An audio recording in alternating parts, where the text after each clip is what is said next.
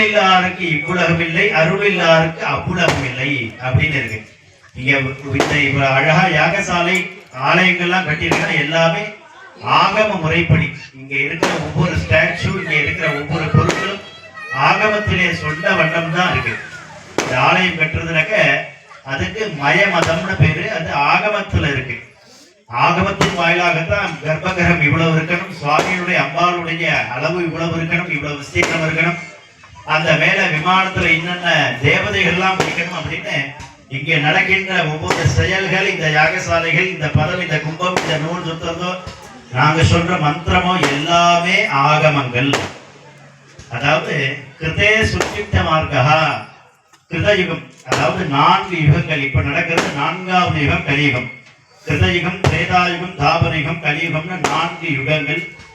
இந்த முதலாவது யுகமானது கிருதயுகம்னு பேரு. அந்த கிருதே சுத்தித்த மார்க்கா, கிருதயுகத்துல வேதத்தின் வாயிலாகத்தான் வழிபாடு செய்ய வேண்டும், இறை வழிபாடு. திரேதாயா ஸ்மிருதி பாடிதா, 2வது யுகமான இந்த திரேதா யுகத்துல ஸ்மிருதின்னு சொல்லக்கூடிய அந்த ஸ்மிருதிகளின் வாயிலாக பூஜைகளை செய்ய வேண்டும் அப்படின்னு சொல்லியிருக்கு.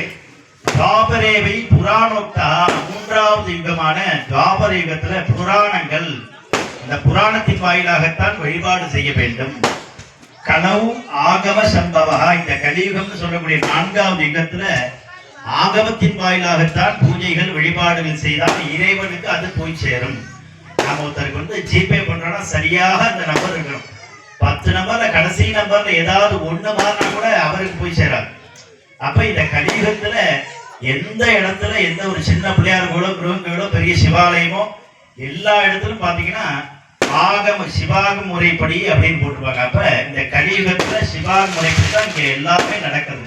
நாங்க சொல்ற மந்திரமோ பூஜைகளோ தியானங்களோ எல்லாமே. அப்ப இறைவன் எல்லாத்தையும் வாங்கிட்டு சந்தோஷமா இருக்கிறார். நம்ம எப்படி முன்னாடியே நான் சொன்ன போல நாம எப்படி சந்தோஷமா இருக்குன்னா அது கூட சுவாமி எல்லாத்தையும் வாங்கிட்டு சந்தோஷமா இருக்கிறார்.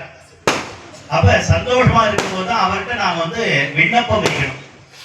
ஒவ்வொருத்தருக்கு ஒரு தேவை இருக்கணும். ஒருத்தருக்கு குழந்தை பிறக்கணும், ஒருத்தருக்கு பிறந்த குழந்தை நல்லா படிக்கணும், படிச்சாச்சுன்னா அந்த படித்த குழந்தைக்கு நல்ல இடத்துல வேலை கிடைக்கணும்.